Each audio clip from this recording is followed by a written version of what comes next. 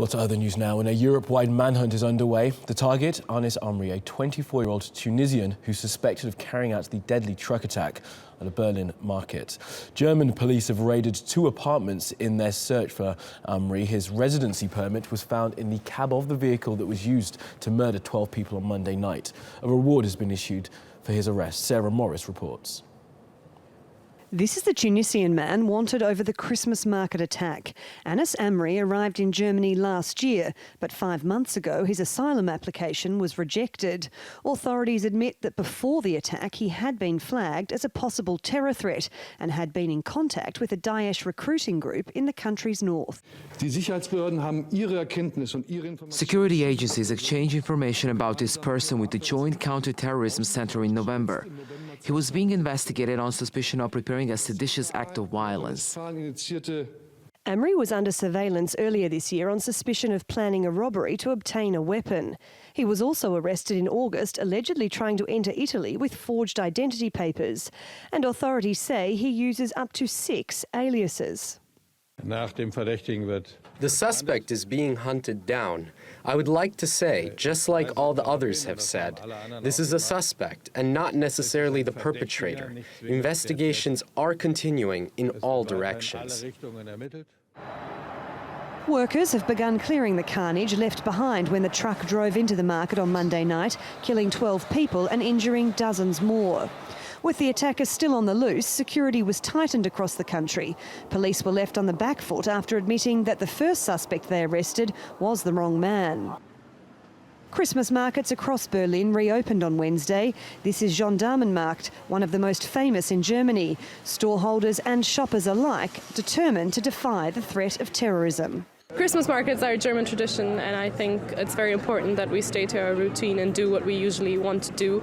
It's a show of solidarity. It's a show of we're not going to let ourselves get put down, or we're not going to be afraid of carry on and live life how it should be lived, or how we've been doing it for years here. Keeping up the tradition of Christmas markets after such an attack is a show of solidarity. But will the German people show as much support for their Chancellor? This attack puts increasing pressure on Angela Merkel and her open border migrant policy. And with an election just next year, it comes at a pivotal point in her political career. This attack may have political ramifications, but for Germans, it's deeply personal. It's left them mourning 12 of their own and coming to terms with the reality that terror has reached their country. Well, the family of Anis Amri say they can't believe that he is now the man that German police is looking for. I am shocked like every Tunisian citizen who heard about it. When the police came to the house to take my mom, we knew it was my brother, Anis. Well, for more analysis on this, we can speak to Evgenia Gvozdeva. She's from the European Strategic Intelligence and Security Centre. Evgenia, thanks for joining us here on TRT World. Now, first of all, before we get into the details of the attack, are you surprised that German police were able to find this man's wallet in the cab of the vehicle that may have been used to murder 12 people? Let's say, first of all, if we're speaking about the attack in general, whether it was surprising that the attack took place.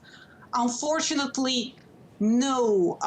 We understand the deep shock of German citizens, but we should know that Islamic State in recent months issued several propaganda documents, particularly urging to carry out vehicular attacks, and especially against targets with the mass concentration of people. And, for example, in the one of the latest issues of Al-Rumiyya magazine of Islamic State, they particularly recommended to attack outdoor markets and public places using vehicles and trucks, and provided detailed recommendations how to do that. Absolutely. I mean, they used it in Nice, they used it in some French towns as well before the Nice attack, and obviously used it again here. What I'm talking about is the investigation into how to try and apprehend the man that German police think was behind it.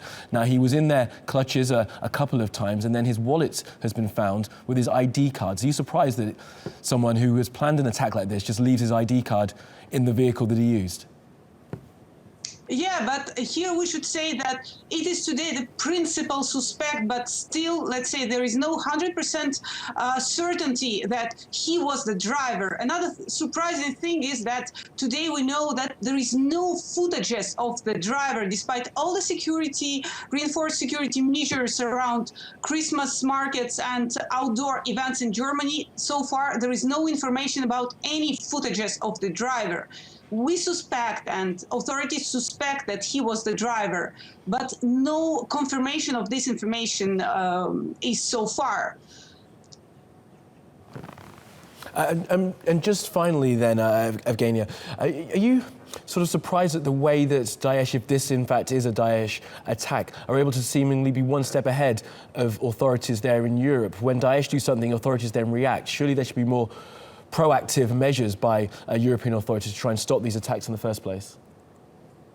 Today we can see that following Berlin attack and before, the security measures around Christmas markets and around Christmas celebration events were reinforced. We also know that since November 21, when the US State Department issued a travel warning, particularly warning about the fact that Islamic State as well as Al-Qaeda may hit crowded places during the holiday period, we knew that security measures across Western Europe were reinforced, and they were reinforced, we know, in Paris, in Germany, in Belgium, and in many other countries. Unfortunately, we can see today that it did not help to protect people in Berlin. We know that after Berlin attack, security measures were reinforced even higher.